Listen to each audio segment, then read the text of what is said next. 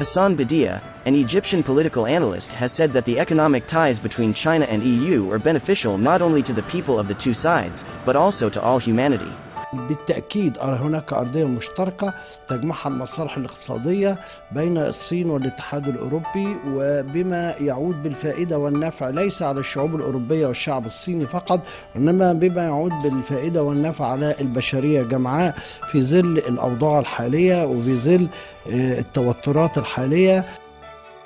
فهناك حاجة ماسة لمزيد من اللقاءات من أجل التنسيق والتشاور والخروج بنتائج معقولة ومقبولة تقلل من حجم التوتر السياسي والتداعيات الاقتصادية والآثار السلبية الناجمة عن المواجهة المحتدمة الآن بين الشرق والغرب. Badia also points out that China has a big role in the global economy. لديها دور كبير في الاقتصاد العالمي ولديها تأثيرات هائلة بنسب مئوية عالية، ومن هنا فإن الصين مطالبة بالقيام بدور كبير جدا لحفظ التوازن والسلام العالمي وحفظ الاقتصاد العالمي، وبالتالي فالتدخل الصيني والدور الصيني هام جدا جدا في محاولة التوصل إلى حلول للأزمات العديدة التي باتت تهدد الاقتصاد العالمي.